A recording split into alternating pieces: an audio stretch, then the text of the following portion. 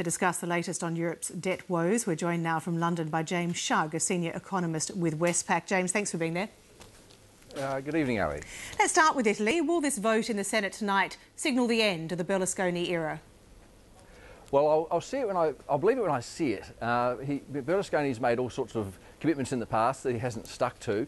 I've got to say though, this one does look pretty serious on his behalf.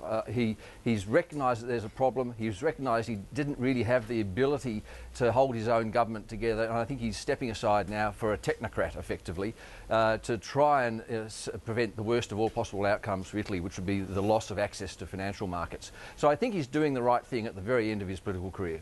And Mario Monti, who is the favourite to head up this emergency government, he is the technocrat. He comes with very good credentials. Does the market think he's the right man for the job? Will he be able to tip those markets in favour quickly?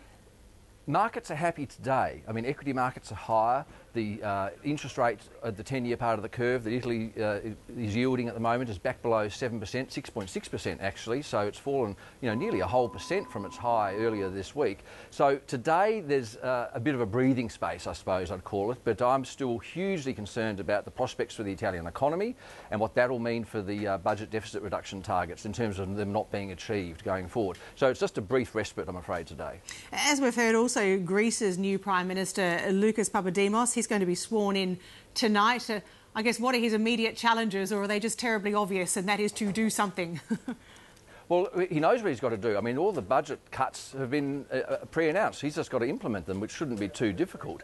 What will be difficult is actually achieving the numbers. The European Commission, yesterday correctly, now expects a fourth consecutive year of recession in Greece. The unemployment rate has risen from 12% to 18% over the last year.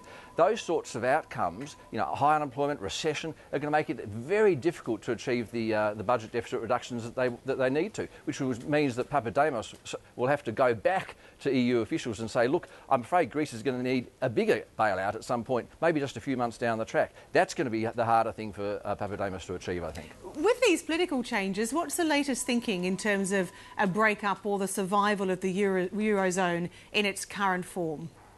Well, I think up until about 2 weeks ago, it was really not believed that it could happen. It really was regarded as irrevocable. However, the fact that the French and German leaders talked about the Greek referendum, if it had gone ahead, as effectively being a vote on do we stay in or out of the euro, has put it on the table. They crossed the Rubicon, as it were. They've talked about the possibility that someone could leave the euro. And now we're hearing that there's actually contingency plans and theoretical discussions going on about what might happen if a member were to leave or a group of members were to leave. So I think that they've put in place a pretty dangerous situation here. Markets now are pricing bond yields, equities and so on, with a view to the possibility that the euro may no longer be irrevocable, which is what we previously thought. And that's an added... it's the law of unintended consequences, isn't it? The French and Germans thought they were doing the right thing to get the Greeks to drop the referendum, but now they've opened a real can of worms. And James, just quickly, we are almost out of time, but suggestions France could be next. Do we really take them seriously? Well, I think you have to, because of what the French and German leaders said just a couple of weeks ago.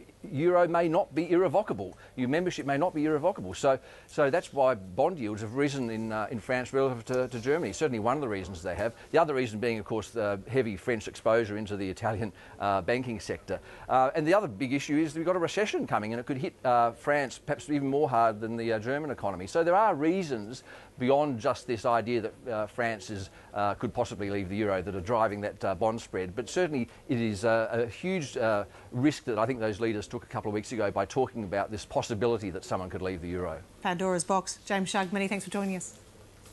My pleasure. Thanks, Ali.